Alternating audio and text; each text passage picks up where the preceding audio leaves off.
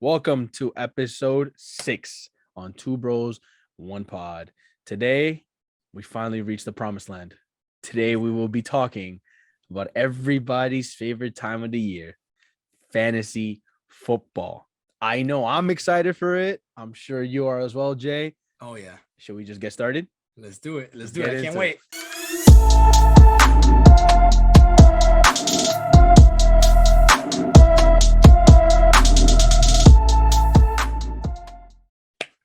All right. So, how are we doing today, Jay?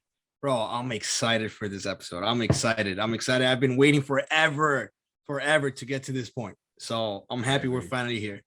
Yeah. I mean, every time fantasy season ends, man, you're just like, now I gotta wait almost another year. And it feels like the time just goes on even slower. Yeah. Once you finish, The more you think about it, it's like the slower it gets. when you start fantasy, you're like, oh my god, so excited. And then next thing you know, it's like over. Championship is over.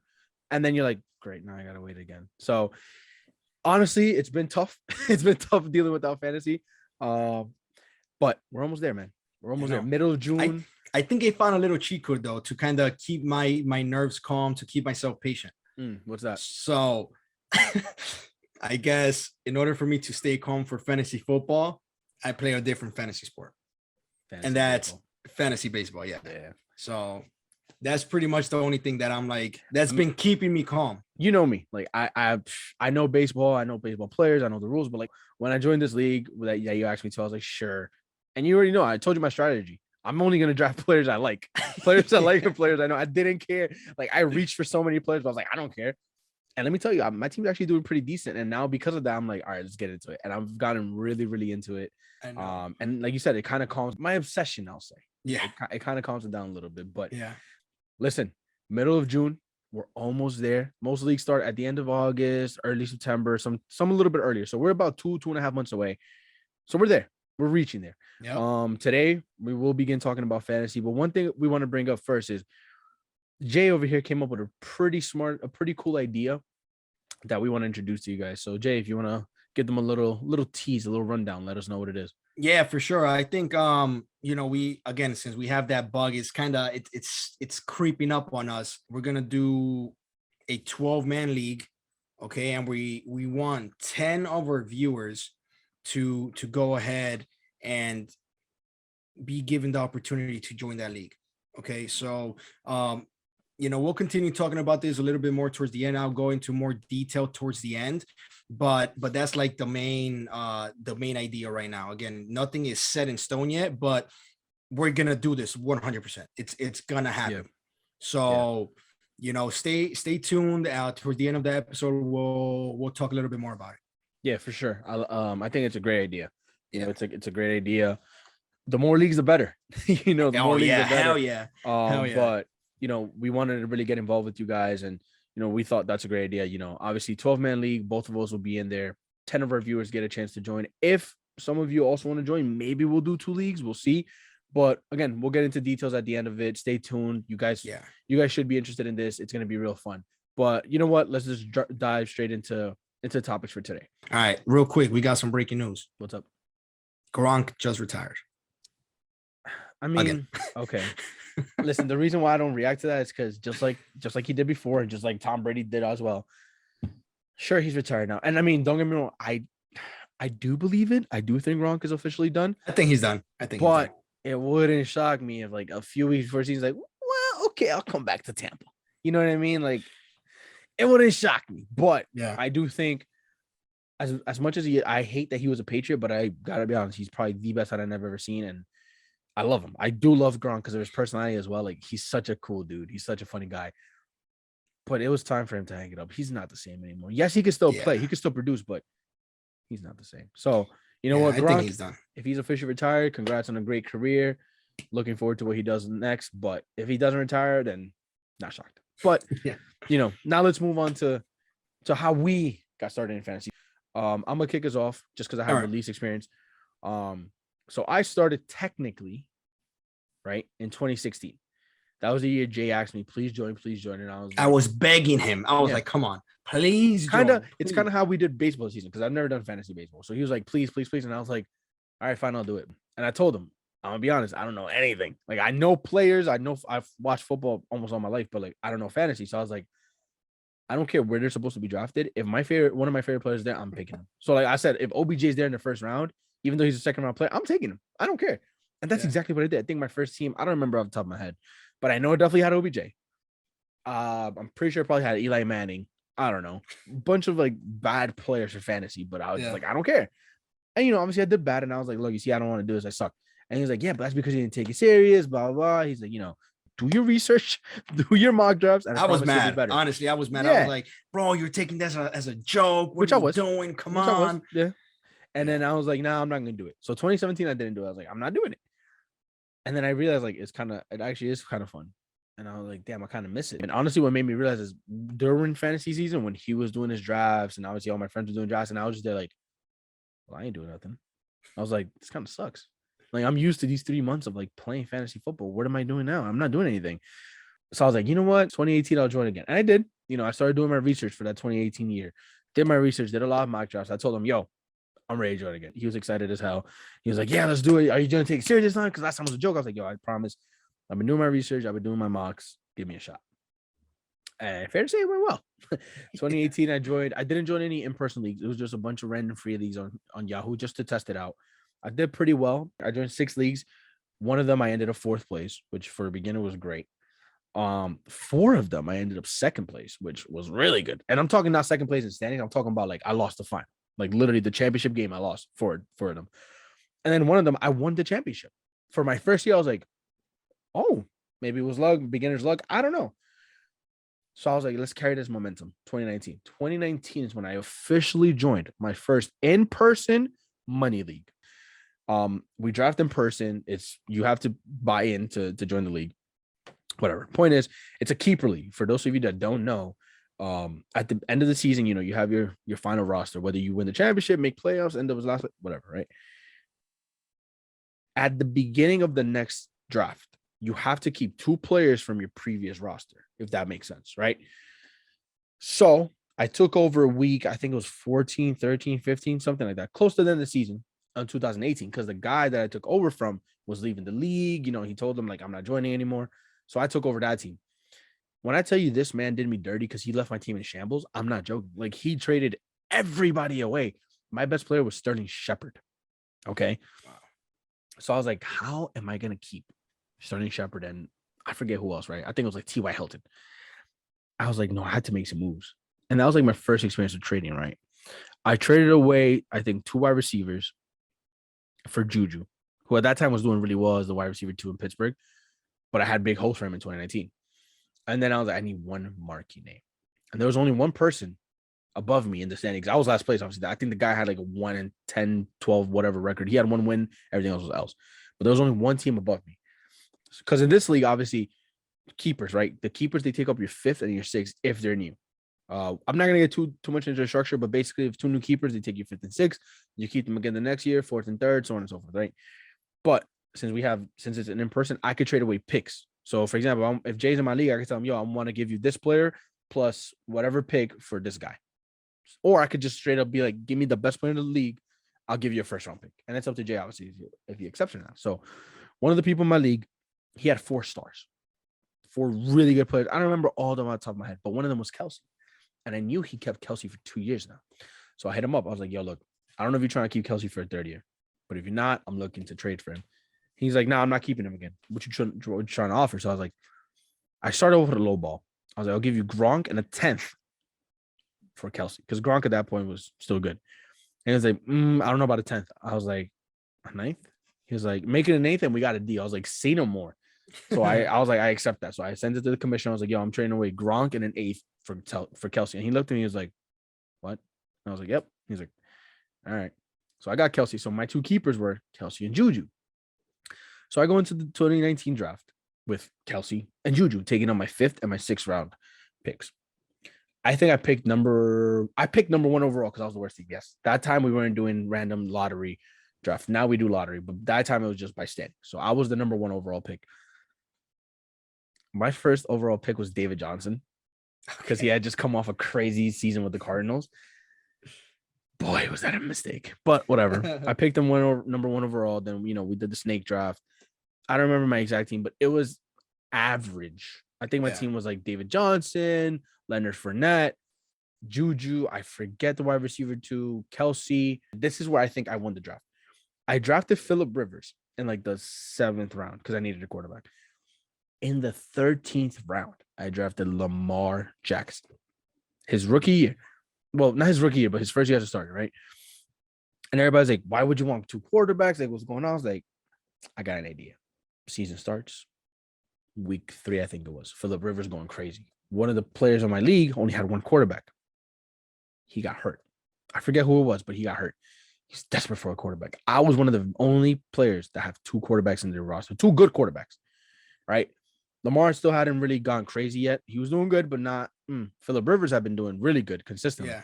So I was like, look, I'll trade you Phillip Rivers and one of my bench wide receivers for Cooper Kupp, who at that point was also, boom, got the deal done. That kind of started the bug for me. I was like, oh my God, I love trading. So I started trading.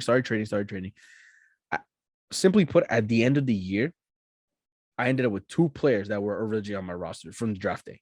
Lamar Jackson, Travis Kelce. Everybody else was traded for. I traded for this man right here, Michael Thomas from the Saints, who that year went crazy. Wide receiver 1, broke all the records. Cooper Kupp was my wide receiver 2. My running backs were Le'Veon Bell, who I traded for. And I forget the other one, but he was pretty decent. Kelce, Lamar Jackson's MVP year. My team was stacked, and it all came from trading. Like my draft day team, spoiler, I won the championship that year. My very first year. Shocker. Where is it? Right here. I don't know if you guys can see it, but that's 2019. That's the championship year. We get a belt when we win the championship, and you get to keep these plaques after you give up the belt because I didn't win 2020. So I got to keep that black plaque. It says my team name right here at the top, my name at the bottom, and then the year 2019. So I won the championship that year, and it all came from trades, right? My best year so far. 2020 comes along. I did well, but my team was hit or miss. Like I was going on a winning streak and then on a losing streak. So I made playoffs just barely, but I lost in the semis. It is what it is.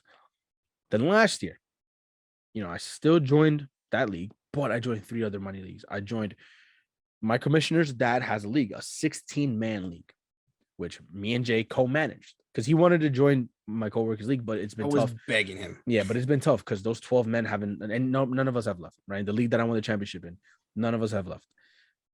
So his dad had originally a 12-man league, but he expanded it to 16. He offered me a spot. I was like, hey, can my cousin take one?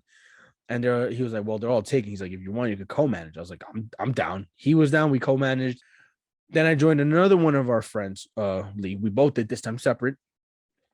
His first ever season doing it. I did pretty well. I ended up as the number 1 overall team, but I lost to Jay in the semis. It was a really good matchup. I think I lost like 170 to like 163. Bro, it was going back and forth. Like at one moment I was killing him, then one moment he was killing me, and then literally at the 4:00 games we were tied. And I think it came down to like Sunday Night Football, but he beat me by 7 points. And it was one of those that hurts because you look at your bench and you're like, if I would have started this guy over this guy, I would have won. That happens a lot in fantasy. That's the like the heartbreaking thing in fantasy, right? But whatever, Jay beat me, and then I'll let you finish talking about that when we get to you. Then I joined another coworkers league. That one I also ended up as the number 1 overall, but I lost in the final because that day, the guy I played had Travis Kelce.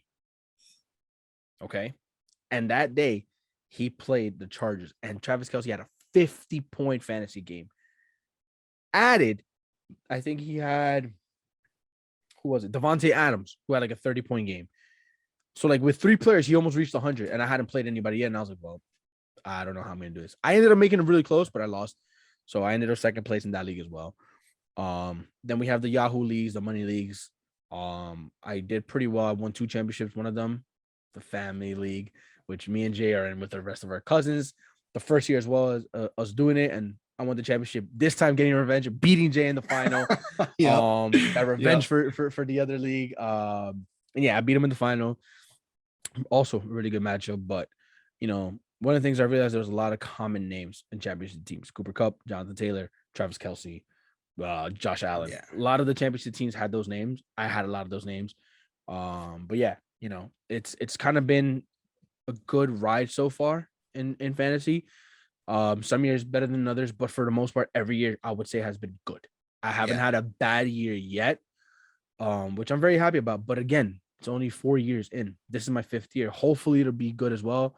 But you never know. Time, things can happen. You could hit a slump, right, Yep. Jay? Oh yeah, I know a thing or two about hitting a slump.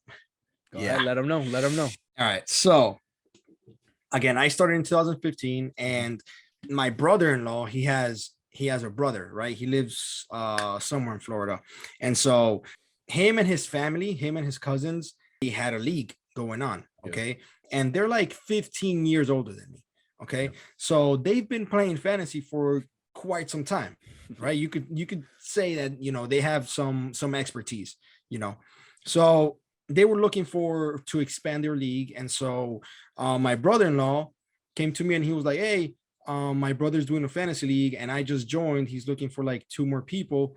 Do you want to join? So I was like, fantasy football. I mean, I said, you know what? Yeah, I'll do it. He was like, it's a money league though. You got to pay like $20. I was like, $20? I got $20. That's fine. You know, it's not a problem. So I didn't know what to expect. So I started doing my research, right? I was like, you know what? Let me look back in the previous 2 years, who's been the top fantasy players, you know? So I started doing that. To be honest, I'm not going to sit here and lie, because again, this was 8 years ago. I've been going through a lot of teams over the past 8 years. So I don't really remember what players I was looking at, but nonetheless, I was doing my research. And so I started drafting. All right. I drafted a pretty balanced team. And I was like, you know what? I started trying to do some trades where I was like, you know, let me test the waters, because I want to improve certain positions. Yep. You know, that I know I kind of lack in. Like I'm trying to remember if I had any injuries. I honestly don't remember. But I do remember that I wanted to do like 1 or 2 trades. I remember that. Nobody really wanted to trade with me. So I was like, man, this sucks, you know, but nonetheless, my team still, you know, they kind of picked up the pieces together. You know, I had a little momentum towards the end. And I ended up getting my team to an 8-8 record, a 500 record. I ended up coming out with a trophy. So usually now this was a Yahoo league. So in Yahoo, you get a trophy if you finish first, obviously a gold trophy. Now this is a virtual trophy, not like a legitimate trophy, like the one that you have right there next to you. But it's like a virtual trophy. All right, so you get a gold trophy, obviously, if you finish first, a silver one if you finish second, and a bronze one if you finish third. Fourth place gets nothing, and everybody else just thanks for participating. So yeah, so I ended up with getting my first trophy, again, 8-8 record. I finished up third. So I'm like, all right, not bad. But once it was done, that's when I was like, man, I really want to play fantasy again. I loved everything behind it, how the drafting. I loved how, you know, you're like thinking of a player, and right before you're gonna get him, someone snatches him from you, and you're like, man, I gotta change my strategy now. You know, he was the guy I wanted to completely you know, build my team around, and now he's gone. What are you gonna do? So, you know, all of these things is kind of what got me into fantasy. Yeah. And I got the bug bad. So in 2016, I was like, you know what? Instead of doing 1 team, I'm going to do 2 teams. Now, that year, a little side note, I ended up joining the military. Okay. So I was like, with that in the back of my mind, I was like, I really need to draft good. And if I'm going to trade, I need to trade early, because towards the end of the season, I would leave to boot camp in December. Towards the end of the season, I'm not going to have my phone at all. I don't know how my fantasy teams are going to do. So I drafted strong drafts, right? I'm doing good in both leagues, doing good. I think in one league I was undefeated all the way up to that December, up to the month of December when I had to go. So I was like, you know what? I'm happy with the teams I did. I think I did like 1 or 2 trades that I was happy with. So I was like, you know what? I'm going to look ahead in the whole December month and whatever else, you know, after that. And I'm going to start setting up my teams, you know, because obviously I won't be able to do it. So I went week to week. I started setting up my teams who I wanted to start. Again, hoping that nobody got injured, because if somebody got injured, then right, yeah, I would have been completely screwed. So I wouldn't know how my teams did until March, which is when I got back from boot camp, right? From the Marine Corps. So when I was there, honestly, I didn't really have time to think about fantasy or anything like that. But once in a while, I would creep into my head and I'm like, man, I wonder how my fantasy team is doing. But then I was like, you know what, whatever. You know, if I did good, cool. If not, whatever. It is what it is. March comes around. I think one of the first things I did, I maybe like on the ride home, it was like a, I don't know, 16-hour drive. Plenty of time to look at my fantasy team. So I go on, I log in and I look and I'm like, whoa, both teams made the playoffs. One team I lost, right? So I ended up 4th place. I lost in the semis and then I lost the 3rd place matchup. But then the other one, the one that was undefeated, I think I lost once. And by me setting up the lineups for the future weeks, I ended up winning my league. So I was like, whoa. I was like, whoa. So, you know, so that should tell you a little bit of how good I drafted. The team that I had was really good. Right. So then after that season ended, I'm like, okay, 2 seasons down. 1 team the first season, 2 teams the second season. I was like, I want more. I want more. I need more. I need more. So by this time, I was like, yo, I need you to play fantasy. I can't do this by myself. I need to share, you know, oh, this is super fun. I need you to play with me. You know, by then you were like, you already said it. You were like, eh. So I was like, fine, forget you. So my 3rd season, I was like, you know what? I'm gonna take it to another level. I'm gonna do 5 teams. I think I could do 5 teams. So I ended up doing it, right? So 2017, I was really like in my zone. I was really focused. I already had some experience from the previous 2 seasons. All right. Out of the 3 teams that I managed, I had 2 trophies, right? Obviously 1 first place, 1 third place. So I'm like, I know I could do good. It seems like I'm good. You know, I still don't have quite the data or the depth of teams or the years to show. So I'm gonna go ahead and do 5 teams this year just to see how good I am or how good I think I am. So I ended up doing 5 teams, and long and behold, I did pretty good. All right, 5 teams, 4 trophies. I think out of those 4 trophies, I ended up first place in 2 of them, and the other 2 was like 1 silver and 1 bronze, or maybe 2 silver. I don't remember. But the point is, I made playoffs in every single one, because that 5th one, I think I lost also the third place matchup. So again, so I already had like a little strategy going into fantasy, which was obviously do your research, do mock drafts. I was also starting to be big on trading. All right. So very early on, I started to notice how trades is very important. Yeah. Again, I know the previous year, you know, I drafted really, really good. And there's going to be some times that your draft is going to be so good that you might just have to do 1 trade, you know, max 2, very you know, little, but even with just 1 trade, you'll be good. But most of the cases most of the time it's not really, you know, how you draft. It's really what you do throughout the season.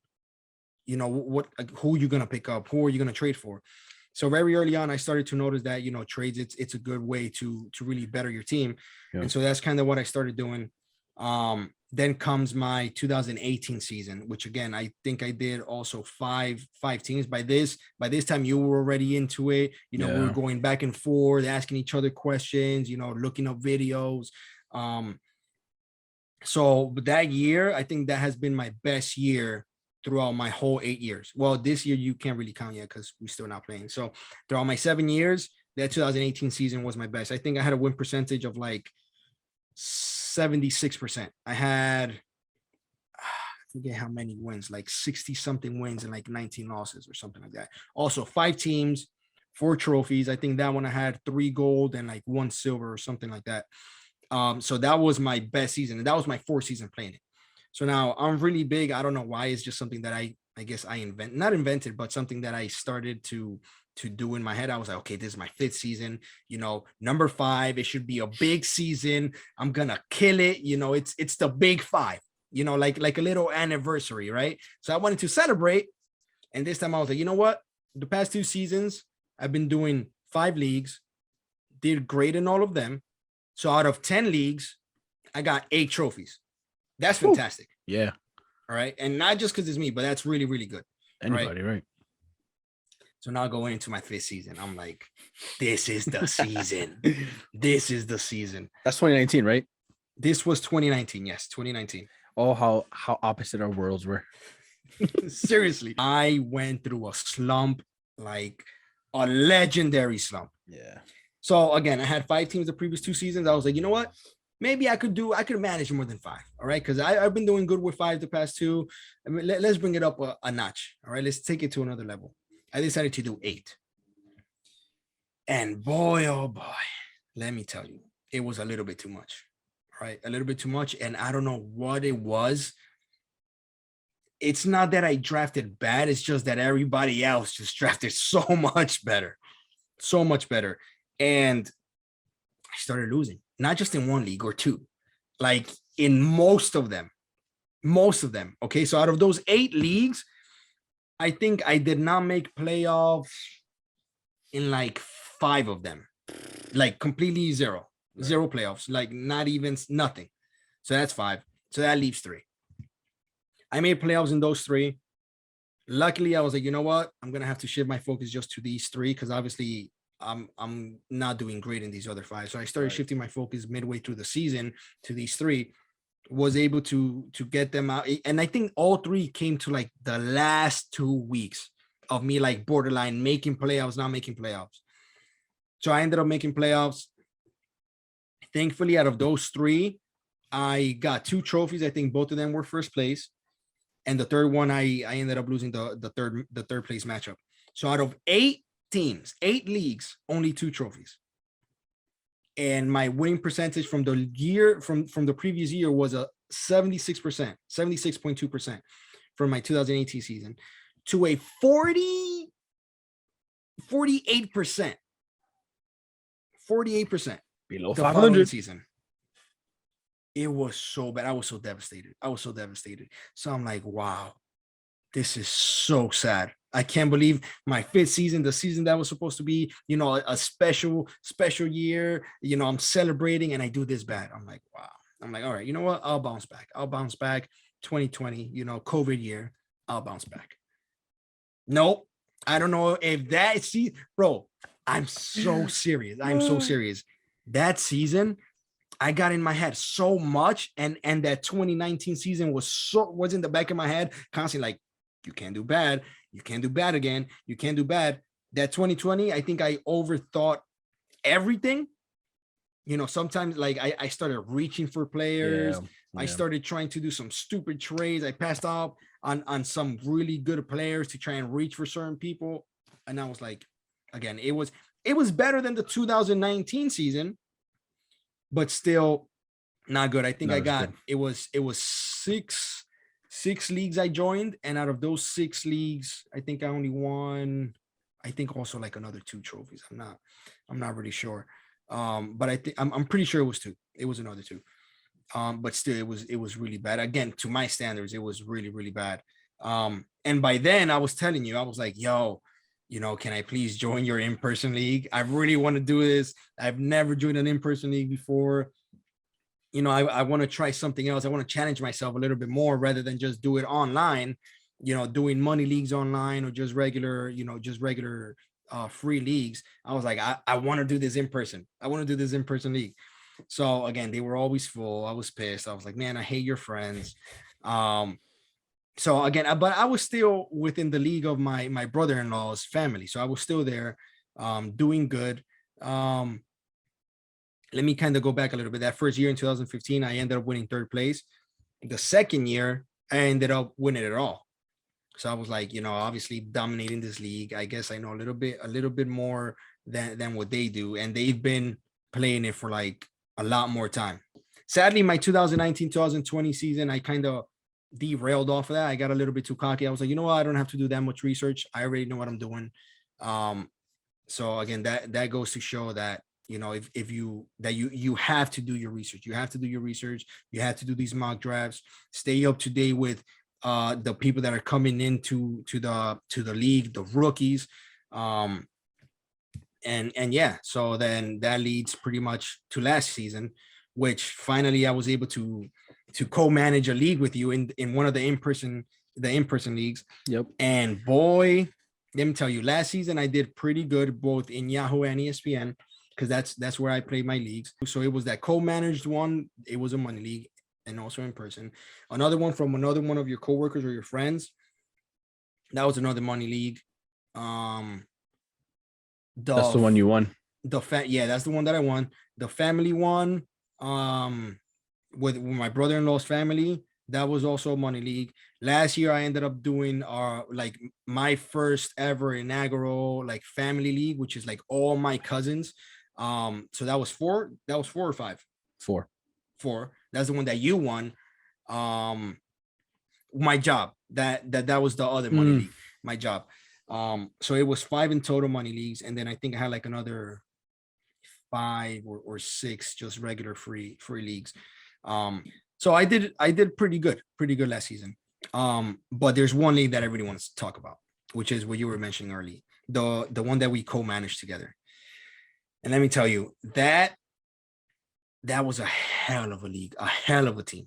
Yeah. So we finally were able to join a league together. We co-managed it. It was really fun.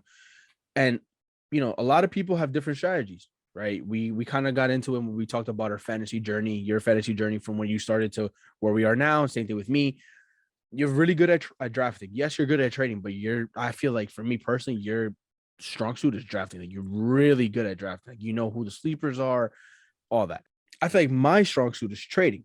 I've always been good with it. And, this little boy right here, this little Spinneroonie trophy. I don't know if you guys can see it, but it says 2021 Luck of the Irish Award.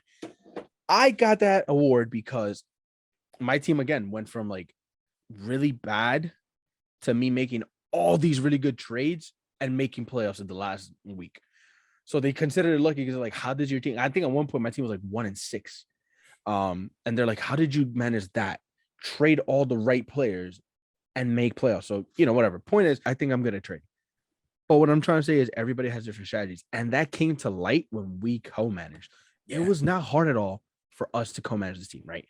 No. Again, we came in with different ideas. We started doing a mock draft. Like we just said, we did a whole mock draft of like, who's going to draft what? Knowing the play. Because I know these people. And you know what? We started doing it since we already knew it was a 16-team league. Yeah. Or at least me. Or I think I told you a couple times. I started doing a 20-man mock draft just to make it harder on myself, so that when it is 16, it becomes easier. It's like, I got some players here that I didn't have in the mock draft, for the 20 players.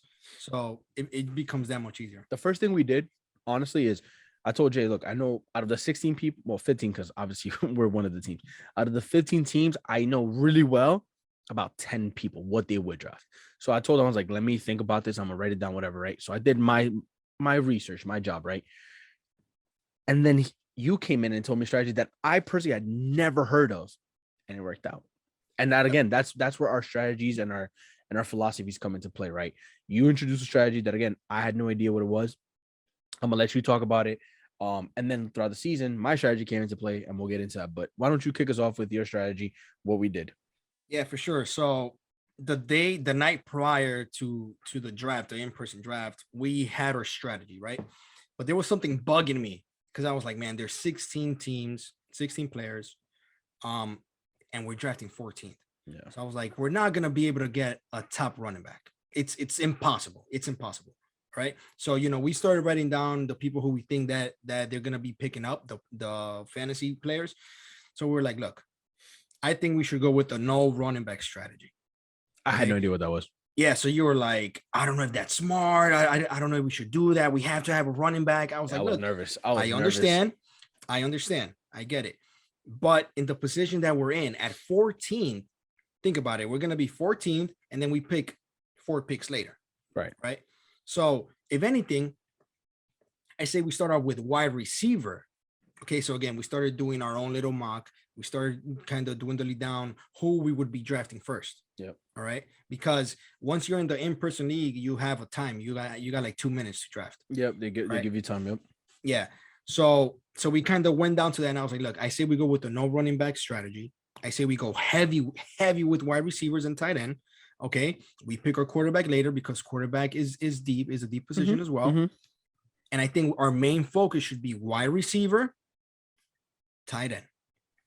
And then after that, we start maybe we could draft like a RB2, like a low end RB2. By this I mean, when I say low end or high end, is like he's within that tier of running back 2, but more like at the end of the running back 2, like almost turning the like a flex play running back 3. Yeah.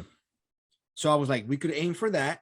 And then again, with the players that we're going to have a wide receiver, we could have a little bit of leverage to maybe try and trade, you know? So let's see what happens. So that's exactly what we did, right? The first pick, every time we kept doing like our own little mock draft ourselves, we kept coming down to either being able to draft a Stefon Diggs or a Tyreek Hill. All right. It all kind of came down to us and the person who was drafting before us. You know, so we were like, look, this person might draft Tyreek Hill, so we draft Stefon Diggs, or this person might draft Diggs, then we get the other player. Thankfully, though, that player didn't pick any of them. No. So we were like, perfect. So we have 2 options right now. So we ended up drafting Tyreek Hill, right? So by this time, again, we weren't that stressed out, or at least I wasn't stressed out, because I was like, look, we're gonna stick to this wide receiver strategy. And you were like, are you sure? Like we pick again in 4 picks, like we could go running back right now. And I'm like, no. Let's stick to wide receiver. We'll still be able to get another top wide receiver. All right. We still got all these wide receivers in the board. Obviously, we won't be able to get Stefon Diggs because I'm sure he's going to be the next wide receiver off the board. Yeah. So I can't remember off the top of my head who 15 and 16 drafted. Oh, I do. Matter of fact, I have the picture with me. But perfect. So for those of you that don't know why we pick 4th picks later, because some people might be thinking, people that this might be their first time playing fantasy, you're picking 14th. How do you pick 4 picks later?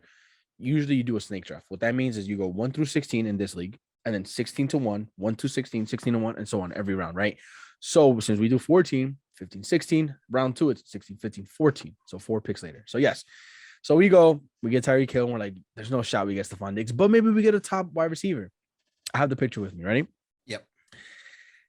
15, Patrick Mahomes.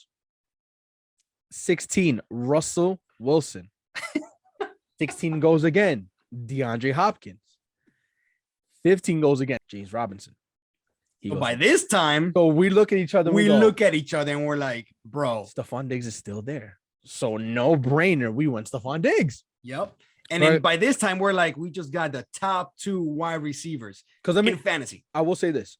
James Robinson was the best available. And then there was Eckler as well, who, ended up having a really good season. I think he ended up RB2. But we were both like, he can't pass on Stefon Diggs, right? So we got Stefon Diggs. There's no better way to start that wide receiver strategy, that no running back strategy, than to have 2 of the top 3 wide receivers. So I'm like, we have to do this. Now that I'm looking at the board, right? I have the picture with me of our draft board. I'm gonna just run down the names of the first 13 picks. CMC, Kamara, Henry, Barkley, Zeke, Cook, Najee Harris, Aaron Jones, Nick Chubb. The first 9 picks were all running backs. Pick number 10, Travis Kelce. Then Jonathan Taylor, Antonio Gibson, and the person before us, Devontae Adams. Then it came to us. We said Tyreek Hill.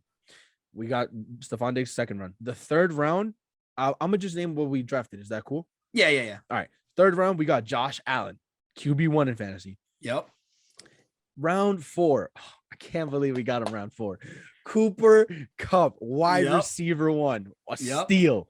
Nobody was big on him. Some of the running wide receivers before him that were taken, like between Stefon Diggs and him, the wide receivers taken before him: Justin Jefferson, Calvin Ridley, DK Metcalf, CeeDee Lamb, Allen Robinson, AJ Brown, Terry McLaurin, Keenan Allen, Mike Evans, Robert Woods, his own at that point teammate, Adam Thielen, Amari Cooper, DJ Moore, Tyler Lockett, Julio Jones, Chris Godwin. Then we took Cooper Kupp. So something happened. Hold on. So something happened before you even get to the Cooper Kupp, how we got Josh Allen. So earlier I had mentioned that our main focus, again, for the 0 RB, we wanted to do wide receiver heavy, and we wanted to focus on tight end. Why? Because we already knew that quarterback was deep. Okay. Mm-hmm. Not once did we think that we were going to be able to get Josh Allen either. Okay. Because we were like, look, we thought he was going to go 2nd round. Yeah. Mahomes is going to be the number 1 QB. Which he was. Josh Allen's going to be the number 2 QB. But right. Wasn't. So we were like, they're going to be gone. Let's focus on tight end. And just like the same thing with Diggs happened, we didn't expect Diggs to fall for us. So we took him. We saw in the 3rd round, we're like, Josh Allen is still here. We need to pair up Diggs with Josh Allen. So we kind of shifted away from that tight end over to quarterback. Right. Because now we were like, look, Josh Allen can run. Yeah. We don't have a running back. So it would be ideal for us to get a quarterback that can run, that can do both. So we're like, no brainer. Let's get him. Yeah, because it was Mahomes first, like literally right after we picked Hill. Russell Wilson after Mahomes, literally right after. The second round, no QBs went. The third round, the first QB taken was Kyler Murray. Again, a quarterback that can run. So we were like, we got to take Josh Allen. We can't pass him up. So we took Josh Allen. Then we got to Cooper Kupp again. Then the fifth round, that's when we picked our first running back, Melvin Gordon. The round after that, we got TJ Hawkinson, our tight end. Then we went Tyler Boyd, James Conner, James White, Evan Ingram as our backup tight end. The Rams defense, Terrence Marshall, who we were big on as a sleeper, but unfortunately not this season. Yeah. We got Ryan Fitzmagic as our backup quarterback. And I got to say, somebody that I was not on my radar at all. And Jay kept telling me, trust me, just trust me with this one. Trust me with this one. I was like, all right. We drafted Evan McPherson, a rookie who not only me, many people didn't know about, but Jay did. And Jay was like, trust me. And again, I know Jay knows his things in drafts, especially sleepers. So I was like, go ahead. We got not even sleepers. There's just something that I really take pride on, and that's picking up rookies. Yeah. Rookies that I know are gonna be good. Yeah. A couple examples that I've drafted in the past: Cooper Kupp, Patrick Mahomes. That's all you need to know. And in this case, I drafted a kicker. I remember you also did Kareem Hunt. And Kareem Hunt, exactly. So, and in this case, I was like, you know what? He's not going to be your ideal rookie, but he's going to be a great rookie kicker. And nobody's going to think about him, so we could leave him last. Not a problem. Yeah. And so that's what we did. Clearly, yeah, it worked out. So, then our team got structured. It would look pretty good. Week 3-ish, I was like, all right, we got to make a trade. Melvin Gordon had done well. Week 1, because he killed the Giants, unfortunately, like anybody else could. Week 2, I think he did pretty good. And week 3, we're like, we got to make a move now. Yeah. So, yeah. You kept telling me, you were like, look, we need to make a trade. We need to make a trade for a running back. We need a better running back. We could do better than Melvin Gordon. I was like, look, honestly, I think he's not doing bad. I think he's doing good. Jay was like, we need to trade yet. Yeah. I don't think we need to trade yet. But you know what? You let me do my thing during draft. So now I'm going to put my trust on you and do your magic. Yeah. So our strategies, we're really good at certain things. He's amazing in the draft. I'm amazing at trades. So he gave me his confidence, like, you know what? I think Melvin could hold it down, but if you think we could do something better, let's do it. So I started contacting everybody who we could. However, right before you said that, I was like, if you're gonna make a trade, though, if we're gonna do this, the 3 wide receivers that we picked are all to stay. Yeah, they have to stay. Yeah. We're keeping Tyreek Hill, we're keeping Stephon Diggs, and we're keeping Cooper Kupp. By this time, Cooper Kupp was like, whoa, he was killing it. Yeah, he was killing it already. Everybody already started like, damn, they got a sleeper. They got to steal. But whatever, I was like, all right, let me do my magic. So obviously the first names I went for were big names. It was a no. Then there was this name that I mean, don't get me wrong. I'm not gonna lie and say I knew he was gonna be RB1, but I had a feeling he was definitely gonna do better than what he did the first 3 weeks. The first 3 weeks he was awful. He was like below double digits, I think, in 2 out of the 3 games, right? Yeah. Jonathan Taylor. And I was like, look, they have the best O-line in the league, in my opinion. They're a run-heavy team. We gotta give him a shot. Jay was a little skeptical. He's like, yo, we could do better than Jonathan Taylor. I liked him, but I was like, we could do better. Honestly, I think Melvin Gordon could hold it down. Yeah, and we could do better than Jonathan Taylor. I think we could get a bigger name. And I told him, I was like, let me just work my magic. So we worked our magic. The team we traded with was the commissioner. He was desperate. He was 0-3. We were 2-1 at that point. 2-1. Yeah. So I was like, let me just see what we can do. So I offered Melvin Gordon, Tim Patrick, and I think it was a late pick or maybe no picks. I don't remember, for Jonathan Taylor. And he was so desperate. He was like, yes, I'll do it. Tim Patrick was doing really good. Tim Patrick was doing good. Melvin Gordon was the Broncos were doing good. Yeah. So he was like, yes, I'll take it. He needed a wide receiver. I'm helping him replace his running back, who at that moment, Melvin Gordon in that moment was better than Jonathan Taylor. Yep. Tim Patrick was better than 2 of his 3 wide receivers. Tim Patrick was our bench player. And just to tell you how bad his team was, Tim Patrick, our bench player, could have been his wide receiver number 1. Yeah. So he accepted it. We got Jonathan Taylor. Jay was like, yo, good move, man. Because again, yeah, Jonathan Taylor wasn't the biggest name at that moment. So it's like, yo, we can do better than that, blah, blah. Trusted me. We got it. We did it. Halfway through the season, we were killing it. Like, we were the number 1 team. But Tyreek Hill was kind of a letdown. Like, he was 1 week going crazy with 50 points. 1 week he'd had 8. Yeah. Stephon Diggs was consistent, just not as good as the year before. Cooper Kupp, wide receiver 1. So we said, all right, well, we need 3 wide receivers for sure and 1 flex play. We don't have the running backs for a flex play. Don't get me wrong. We had James Conner, who was doing good, but we're like, we could probably do better. We picked them all. Another one on the waiver wire that I was big on, Michael Carter. I told you we should pick up Michael Carter. And you were like, oh, I don't know. That's the committee. picked him up. He was killing it. A lot of people generate interest in him, but that's besides the point. The whole point is we had 2 running backs on the bench, James Conner and Michael Carter, who were good, but not good enough to be our flex. So we contacted some other guy who had Justin Jefferson, and we said, yo, Justin Jefferson straight up will give you James Conner and Tyler Well, again, Boyd. at the time, he was doing really, really good. He was already into the top 10 running backs. Top 10 running backs. And I think his best running back. He was scoring a touchdown every single game. His best running back was Antonio Gibson, who was hurt at that time. So we're like, we'll give you James Conner, Tyler Boyd, and I think it was like a 7th round pick. I don't remember, for Justin Jefferson. He accepted. Our team ended up being Josh Allen, Jonathan Taylor, Cooper Kupp, Justin Jefferson, Stephon Diggs, TJ Hawkinson, Tyreek Hill. That is a ridiculous team. Yep. We went almost undefeated. We ended up only losing 1 game. We got a bye. We got into the semis. Unfortunately, Tyreek Hill had a bummer game, like a terrible game. Cooper Kupp showed up. Jonathan Taylor showed up. Josh Allen showed up. Everybody showed up except Tyreek Hill. TJ Hawkinson was hurt, so we had to play Evan Ingram, so he didn't show up. Our defense didn't show up. Evan McPherson showed up. It was those 3 players that didn't show up. And on our opponent's side, he had Joe Burrow, the game against the Chiefs, when he had like almost 50 points. Jamar Chase had 50 points. Travis Kelce had 40 points. So we lost. That team ended up winning the championship because those 2 weeks the Bengals went crazy, and so did Travis Kelce. So, it was unfortunate the way it ended, but we had a ridiculous team, man. And in this league, we went 14-1? 14-1. And in this league, we have to keep 3 players for next season. So we have a lot of options, and we're still thinking about it. We're still discussing it internally, but there's 3 players that we got to keep. If you guys have any suggestions, any opinions on who we should keep, let us know. Josh Allen, seriously. Jonathan Taylor, Cooper Kupp, Justin Jefferson, Stephon Diggs, Tyreek Hill, so many names. Listen, it was a 16-man tournament, a 16-man league, and we drafted a team and ended up with a team with just the other 2 trades, like if it was a 10-man league. Yeah. So, that's just a little something about our strategies. Jay's really big on his strategies for drafting. I'm really big on strategies for trading. But now that, we talked about our strategy, since we have, you could say, experience, let's go real quick into beginners. Some people that might just start this year in fantasy, maybe started just last year, just getting their feet wet, I guess you can say.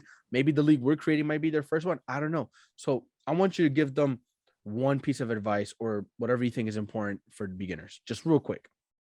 One piece of advice. If I could just say one thing to or beginners, it could be multiple things, like a couple tips, just no, but the main thing, I think the main thing that I would tell them is do your research. Do your mock drafts. You guys have no idea how much that helps. Agreed. It puts you in different situations that you might see yourself in the actual draft. And if you do these things, hopefully you do enough mock drafts that you'll know what to expect. You won't be, scrambling to get a certain player or, oh my God, they took this player, I need to get this other one. So I really think just doing your research and doing the mock drafts is crucial for you guys to draft a good team. I agree. To add something else so we don't say the same things, I would say, apart from doing your mock drafts and your research, find your strategy while you do your research, while you do your mock draft. Like we just discussed when we did our in-person league, our co-managed teams, we sat down, we really talked about it, we found our strategy and we stuck to it. In the draft, like Jay said, we were doing 0 RB. The second round came around, I was like, yo, should we? We're probably not gonna get a top wide receiver, whatever. Jay was like, yo, stick to our strategy. And we did, and look how it worked out for us, right? So I would say find your strategy, stick to it. You will come across in the draft players start drafting early, quarterbacks, tight ends. Don't feel pressured to do the same. They're going to get the top end tight ends, the top end quarterbacks. Once those guys are gone, the others are, good, average, below average, top, tier 2, whatever, right? So why, if you have an option between a top tier wide receiver / running back, why get a tier 2 quarterback tight end? So what I'm trying to say is stick to your strategy. You see everybody's drafting quarterbacks, tight ends, but you see a top wide receiver that you really think is going to be good and is going to be valuable, draft them. You could get the tight end and quarterback later. They're going to probably be the same value if you get them now and you get them later. So don't reach. Yeah. Find your strategy, stick to it. That's all I would say. And honestly, have fun. Just have fun. Listen, especially really when you're first starting.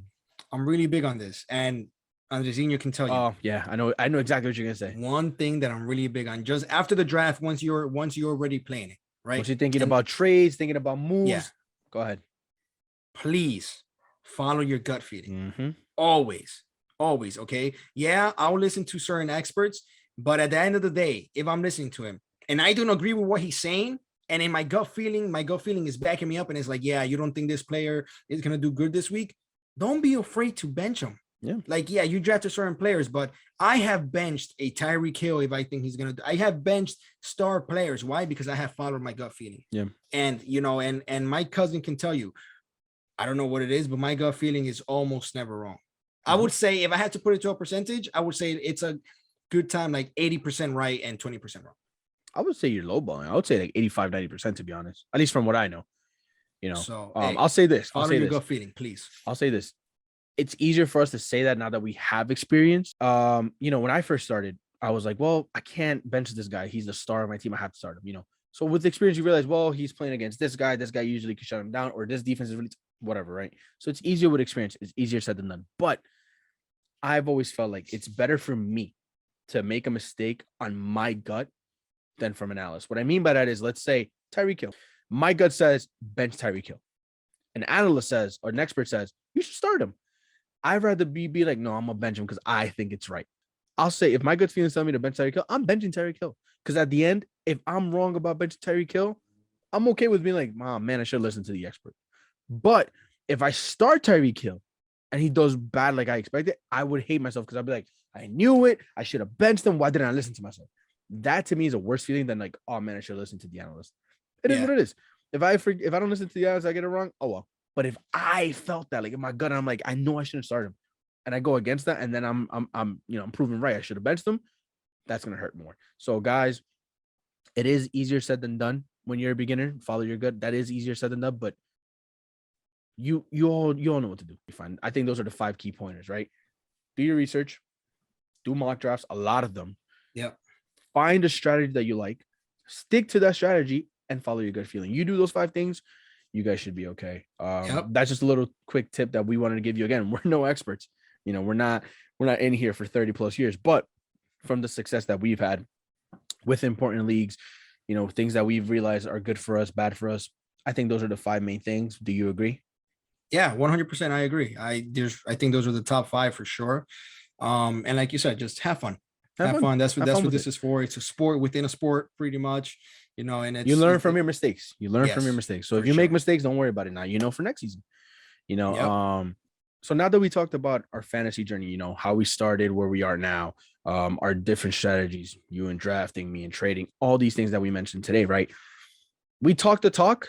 Now we want to walk the walk, right? So I want to go back to what we said before at the beginning of the episode. We are going to start a league where you guys can join with us, right? Yeah. Jay's going to give you a little rundown of how it's going to work. I'll let you know how you can join. Jay, go ahead and take it away and let us know how it works.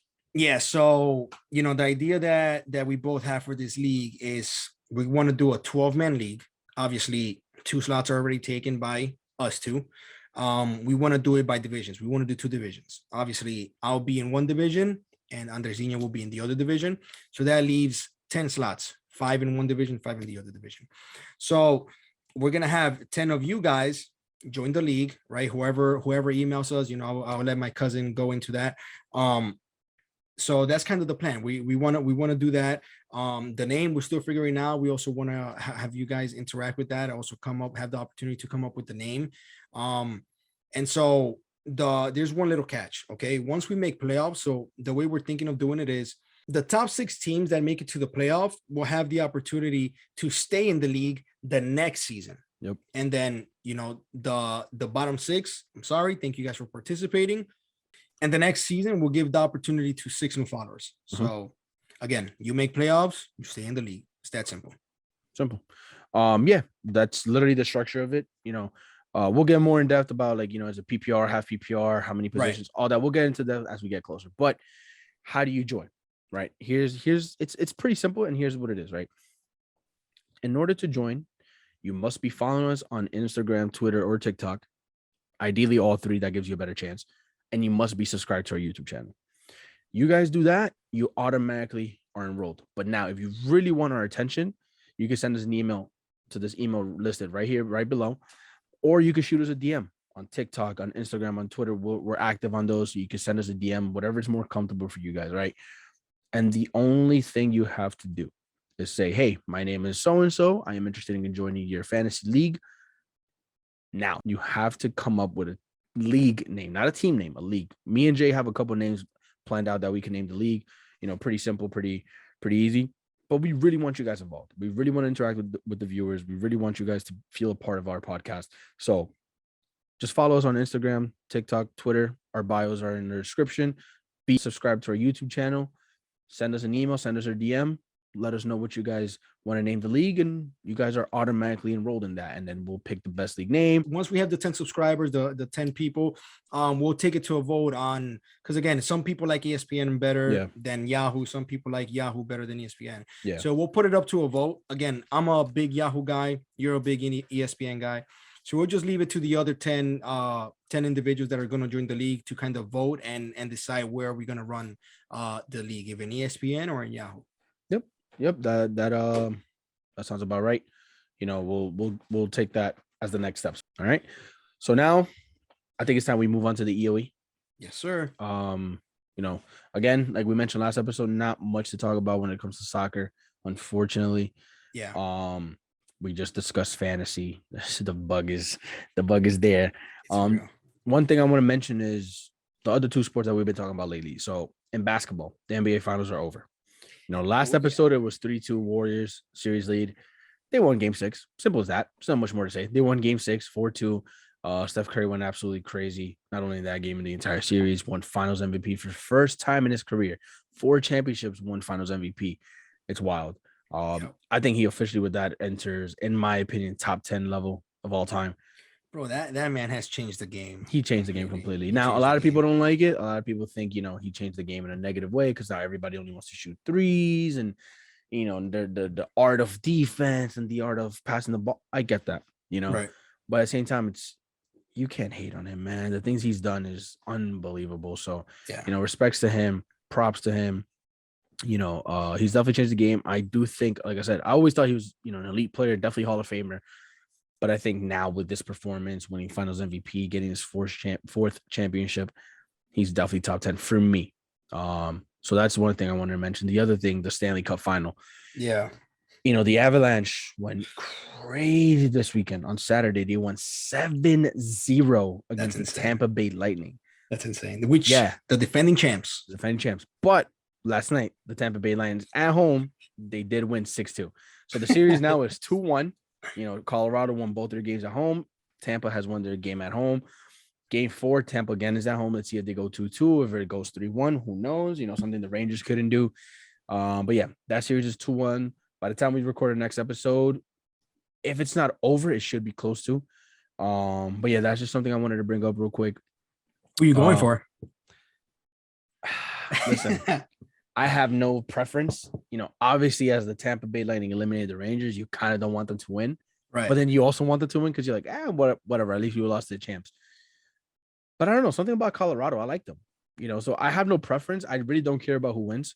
If Colorado wins, great. If Tampa Bay wins, is like, ugh. But at least, we lost to the champs.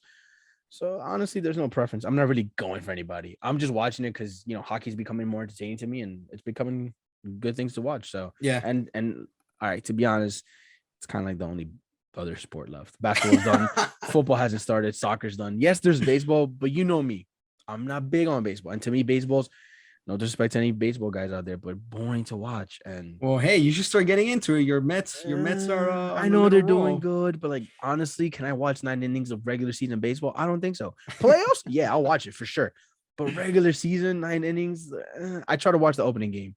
Okay, we're going way back, but on opening day, I try to watch it, and like I think in the 3rd inning, I was like, yeah, I can't do this anymore. I turned off my. Well, hey, hopefully, fantasy baseball gets you into it a little bit more. It's gotten me into it a little bit more. I'm following a little bit more of the scores. Am I watching the games? No, but following the scores for sure. But yeah, I'm not gonna lie. The fact that there's not other big sports is one of the big reasons why I'm watching hockey more. But yeah, being forced, let's say, to watch hockey has made me appreciate it a little bit more, and I do enjoy it now, and it's pretty fun. It's pretty fun. It's something that I didn't see before, so I like it. I have no preference, honestly, as I said, as to who wins. I just want to watch some good hockey, and that's it. Do you have anything to say about the EOE? Yes, I have one thing that I want to add. UFC. All right, there was UFC this past weekend, and For those of you guys that listen to my advice, all right, I did a quick little 5-leg parlay. It was supposed to be 7. It was supposed to be 7. However, those last 2 fights, well, one of them got called off between the Cerrone fight, and the other one was another prelim fight. Sorry, but that Cerrone fight, I think I saw a tweet or a notification. It's not going to be made up, right? Yeah, they're not going to make it up. It's been twice. They've been, they went to the weigh-ins. First time around, Cerrone got sick or whatever, so they had to call it off. This time around, the other guy, his name is Lozan. I forget his last name, but he was the one who got sick, so they called it off. So they know why he was like, you know what? That's it. I'm giving up on this. Not going to do it. But yeah, so that was gonna be the 6th fight that we were gonna parlay, that we were gonna add to the parlay. Yeah. And the other one, we kind of got a little bit too late into it, okay? Because this past weekend we had a little family reunion, and so we were going to wait to be together to do the parlay together. And so when we got together, we noticed that one of the fights was already going on, and turns out that it was gonna be the freaking guy that I picked to win the fight. So I was like, all right, well, we have to cut it down to a 5-leg parlay. And so long story short, we got some money.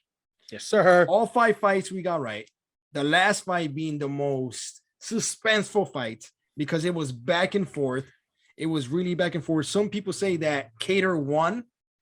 However, that was not the case. The underdog, Josh Emmett, won that fight. The underdog that I went for, we went for 2 underdogs, and they ended up winning. And so I bet $10, ended up winning $200 or a little bit over $240. You ended up betting half of that, so you won half of that. But hey, nonetheless, we won some money. So it matters. Yeah. So again, if you guys, again, I'm really big on the UFC. I know a thing or two about the UFC. So I'm gonna be bringing up some more of these parlays. If you guys are interested in these type of things. So yeah, I'm excited. I'm excited to keep predicting. So far, the 8 fights that I predicted, I'm a perfect 8-0. So let's see how long I can keep this going. I like it. Yeah, but hey, that's all I got. One of the things I want to add to that, before we wrap up, right? Since there's no real soccer going on and there hasn't really been any news, yet. One of the things we want to bring up, we want to keep soccer alive in our episode, right? So one of the things I want to say is we're going to introduce a few games. It's going to be a few things that Jay and I are going to be playing, okay? And you guys might be interested, and maybe you guys can play along at home. There's going to be things like Soccer Jeopardy. There's going to be things like Start, Bench, Sell, Would You Rathers, a whole bunch of things.